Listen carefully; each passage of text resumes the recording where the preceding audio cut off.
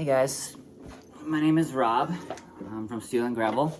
I make craft cover plates, and I am about to switch this one out. Killer Sweets, it's got stiletto blades on it, bubbles, ice cream cones. It's a good plate. This in tune. Vestibule.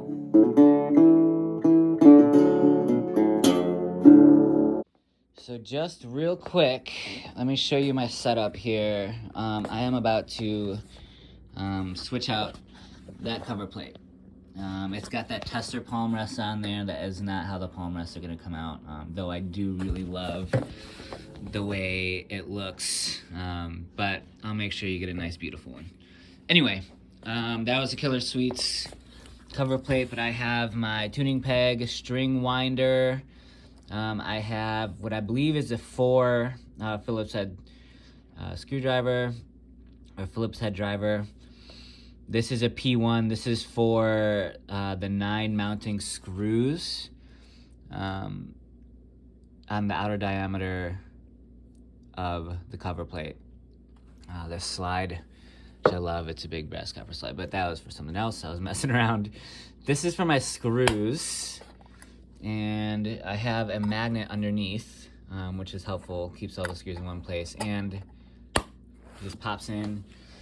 These are cleaning supplies, light dusting supplies for the most part. I have a feather duster that is amazing, and it works with static electricity. So build up the static in it. It's a jeweler's polishing cloth, just an old super soft rag, handkerchief, and then some Kleenex. This is for the cone. These two, the feather duster and the Kleenex, are for the cone. So these are the tools I will be using, and let's get to it. About to switch it out to, I'm not sure how well you'll be able to see it on here, but there it is. This is 3 snakes slithering around an apple, and then in between them are more snakes kind of curling around an apple. But this is Temptation, and I'm gonna switch this cover plate out with this cover plate. So the Killer Sweets for Temptation. Here we go. So what we're gonna do first is we're going to unwind these strings, starting from low E to high E, then on to D and G, and then on to A and B. We do that because it just releases the pressure in a more distributed way, I would say. So it's easier on the cone itself, it's easier on the cover plate, and we do that again just to distribute pressure. So what we're gonna do is unwind these cool strings, and then we're gonna take off the tailpiece, and then we are gonna start on the cover plate, and there's a specific way to take these off that is helpful and useful and pertinent when unmounting and applying the plate. So, all right, let's get started. Hey guys, we are gonna start the unwinding process for the strings. And if you don't already have one, I highly suggest getting one of these string winders. They are amazing. They're inexpensive, they're heavy duty, they're hard to break. They come in all sorts of different colors. And they expedite the process of stringing up your guitar and unstringing your guitar immensely. So if you can, or when you can, definitely snag one of these. As far as the unwinding goes, we're gonna kind of alternate as well. And you'll find that when you take off the cover plate too, you're gonna have to alternate those. And the reason we alternate is because it distributes the pressure and releases the pressure evenly. So what I'm doing right now is the high E, then I'm gonna go to the low E, and then we're gonna go to, what is that? The G. We're gonna go to G, unwind that, then we're gonna go to D, unwind that. Then we're gonna go to B, unwind that, and then A, unwind that. And again, it just distributes the pressure evenly and releases the pressure evenly, which, to be honest, you want to avoid cone fatigue at all costs, well, as often as you can.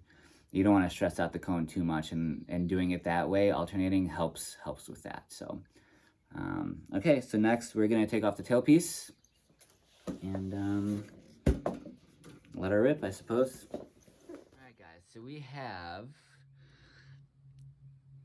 the strings unwound and loose, and now we need to take off this tailpiece. A little trick, you can use blue painter's tape. I've been trying cover plates out of Nationals. It's still in the fitting phase as well, but I'm really excited for steel and gravel plates to be on Nationals once it happens, to be able to be put onto Nationals once it happens. But anyway, that blue painter's tape, you set it on the tailpiece, and that keeps all the strings from falling out as you take off this tailpiece.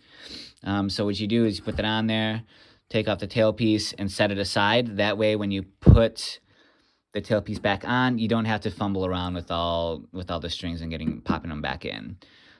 This guitar needs to be restrung anyway with new strings. These strings are really, really old, and I just figured it'd be a nice gesture. So I'm going to do that. I'm going to take off this palm rest first. All steel and gravel cover plate palm rests are removable. So I'm going to do that. And some people like to not take this off. I do not like that because I don't want to get anything scratched. I just feel taking it off, completely off, would be better. So let me get this process going. Again, I'm going to take this off first, the palm rest off first, and then I'm going to take the tailpiece off.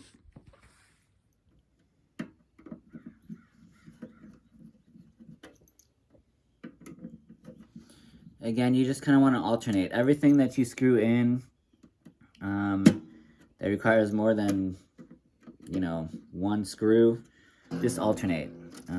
Like I said, it just releases the pressure evenly.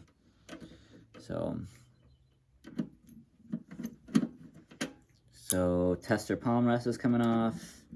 I do really like the super stressed look on this, to be honest, but I think I'll just keep it on mine. But in any case, tailpiece is coming off.